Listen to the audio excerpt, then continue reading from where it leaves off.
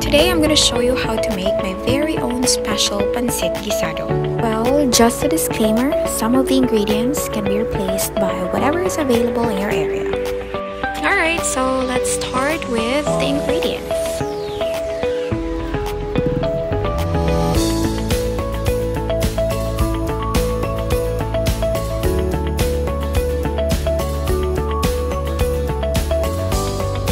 For my Pancit Guisado, I usually use pork and a medium size of shrimp with 1:1 amount for both.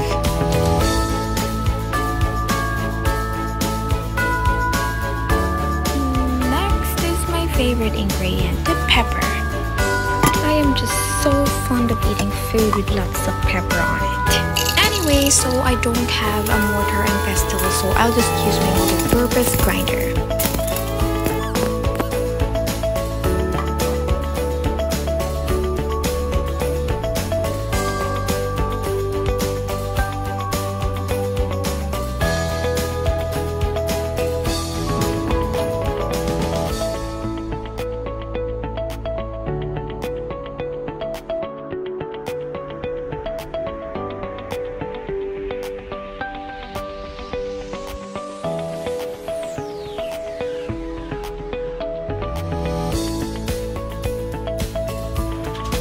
For the pancit noodles, this is the only noodles that I use. I got this from Country Mall. And I am not just so fond of using any other noodles. Kasi yung iba, kung hindi maalat, may aftertaste. So yeah. So to start with, unahin natin yung taba ng pork.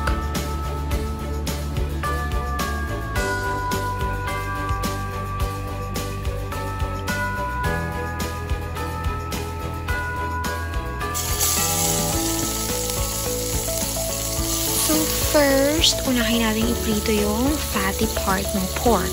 Well, it's not literally prito dahil the main purpose of this is just to remove the excess fats. In vernacular, we call this as pinakupsan. Mainly, it's the process of frying the fatty part of the pork to remove the excess oil. Once done, remove the excess oil, set aside the pork, and add the garlic.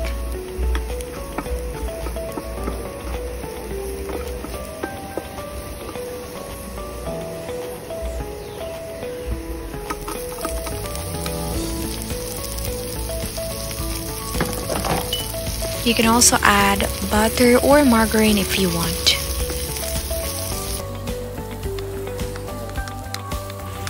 Make sure na malutong maigi yung onion kasi yun ang nagdadagdag ng lasa sa luto nyo. If you think luto na, then mix it all together.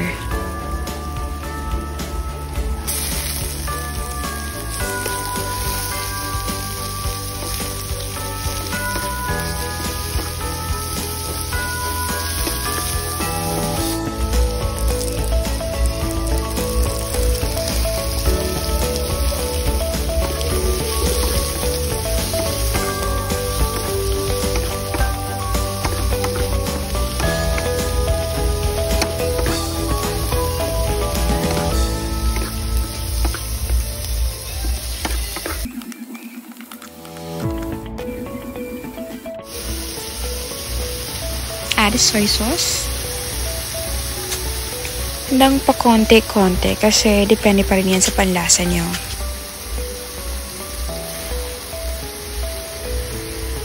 Knorr seasoning. Then halo. As for others, they do not like to over-halo, especially if it has shrimp kasi nadudurog siya.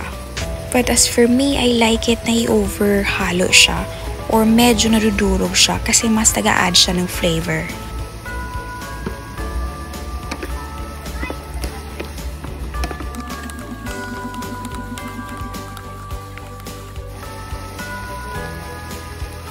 If you feel like kulang ng soy sauce, then add the remaining sauce. For me kasi I like it na medyo maalat yung base. Kasi dadagdagan natin yan mamaya ng madaming water. And for sure, sisip-sipin lang din yan ng noodles. So, it's fine na medyo maalat siya sa base pa lang. But be careful as well. Then, add a pepper.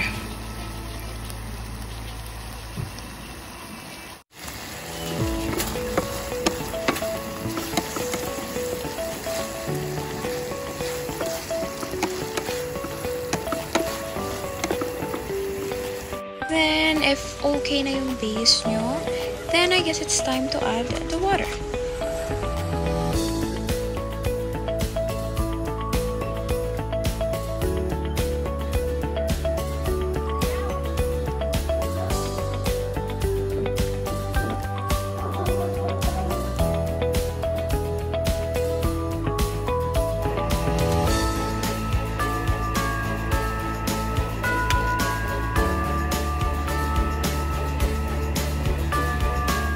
Simmer to boil, then add the Knorr cubes.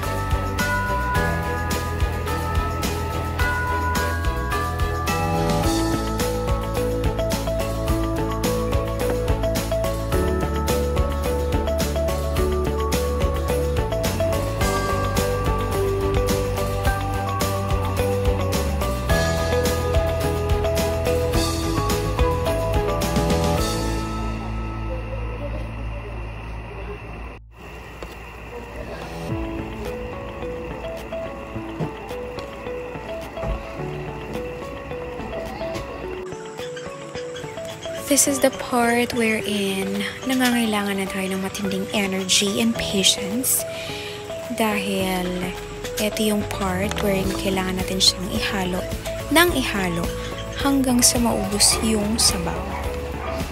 At maluto yung noodles, of course.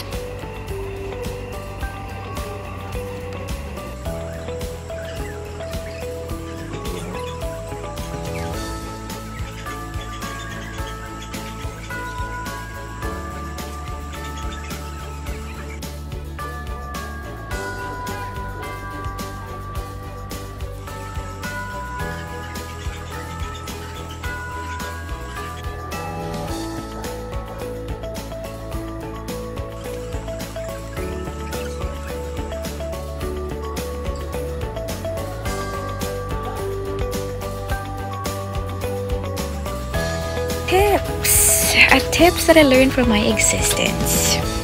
Kapag nagluluto ka daw, in every dish na niluluto mo, kailangan mong lagyan ng salt. Even a pinch of salt on it. Kasi yung salt daw ay nakakatulong sa pag-enhance sa lasa ng niluluto mo. So, yun. Kahit ano niluluto ko, nilalagyan ko talaga ng kahit konting-konting asin. Yan lang.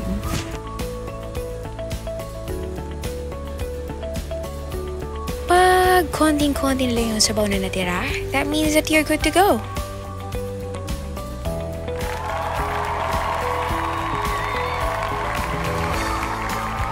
So that's it for this video. Thank you so much for watching. Please don't forget to like and subscribe for more updates. Bye!